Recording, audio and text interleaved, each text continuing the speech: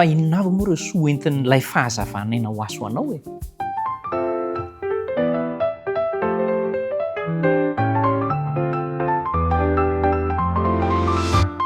Tera ho an'Andriamanitra ankasitrahany ianao satria tafaraka indray isika ary dia ara-baina amin'ny mpifaliana hatrany hatrany. Manana safidy tsara mihitsy ianao hiaraka ao anatin'izao fandarana izao. Ilay fahazavanaina manana tombontsoa lehibe isika miaraka amin'ny Kristy satria zavatra roa ngeza be faratampony izay tsy hitan'ny siansa sy tsy hitan'ny filozofia no vahan'i Kristy arak'ilay maha izy azy an'i Kristy dia ilay hoe izy ilay fahazavanaina. Omeny fahazavana zasy ianao ary omeny aina ihany koa. Ny fahazavana sy aina, izany ilay fanomezana. Fa inona ny zavatra niseho? Nisy fotoana izany teo amin'ny fiainana tamin'izay fotoana izay dia tsy nanan-kery firy tamin'ny vahoaka intsony ny rafitra nisy teo amin'ny fivavahana jentilisa, na hamoana aminaina na havalalanina ilay tantara sy angano foana hamahanana ny olona. Naniry mafy ny fivavahana izay mety afa-po ny fanahiny ny olona hoe inona ary ny manafaka amin'izao zavatra mangeja sy mamoana aminaina izao. Toa ohatran'ny hoe niala teo amin'ny olona ny fahazavan'ny fahamarinana avy amin'Andriamanitra tsinona. Nefa nisy ihany koa ireo fanahy izay nitady fahazavana ary feno fahaverezan-kevitra sy alahelo tao anatin'izany fotoana izany. Nangeta hita fahalalana any amin'Andriamanitra velona ireo fanahy ireo izany, ireo olona ireo ary fanomezany toky momba ny fiainana ny ankoatry ny fasana. Azo heverina fa tena izany mihitsy no nitadiavin'inga Bouddha izany na i Gautama tamin'ny androny.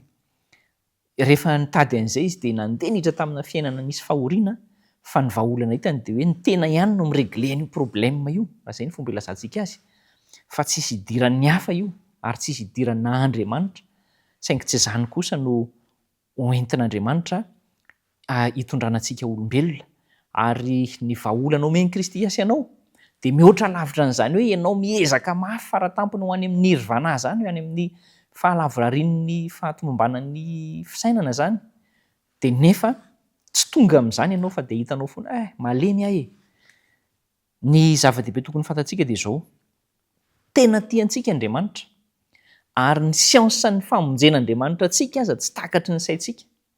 Tsy takatry ny saina hoe ahoana izany hoe Andriamanitra any amin'ny fiainana misy azy izay mandrakizay tsy manam-petra no hivadika ho aty amin'ny fiainana misy antsika izay manam-petra ary mety maty.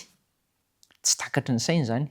Inona ny manosika azy hoe hanavotra nyreto taranak'olombelona efa simba ny fahotana?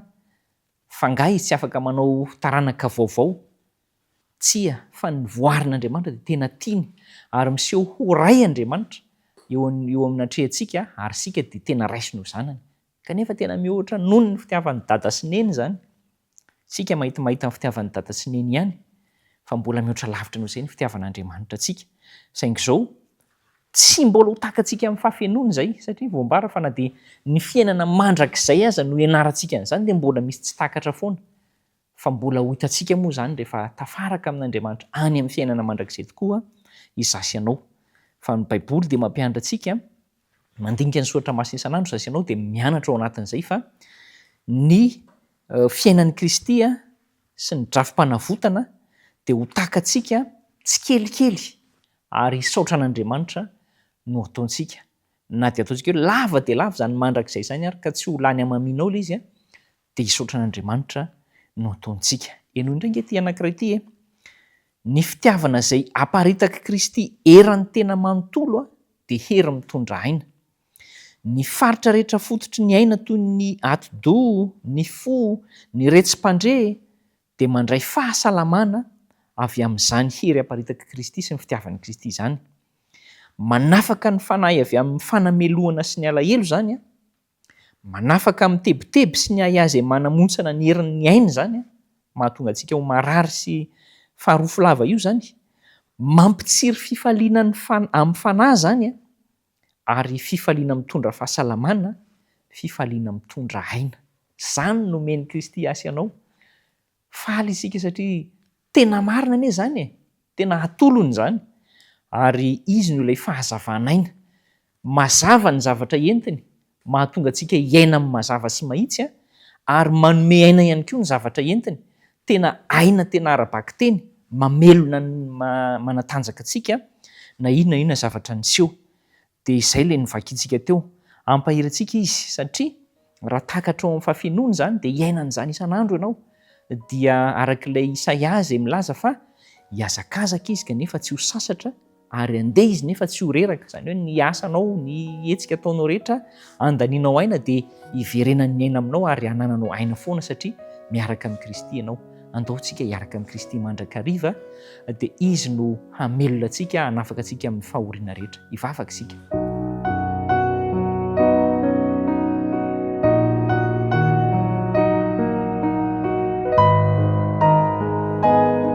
Tompo Andriamanitro, misaotra betsaka anao fa ianao no ilay fahazavanaina, sady mazava ianao ary manome fahazavana ao anay, no ao aminao no loharanonay ary manome aina ao anay koa ianao. Misaotra betsaka ny amin'izany ampio izay hifankazatra aminao mandrakariva tsy tapaka amin'ny teninao, ampitoetra izany ao an-tsaina, ameno ny saina amin'izany ary dia hombanay hatrany ianao. Amin'ny anaran'i Jesosy no angatahana izany. Amen.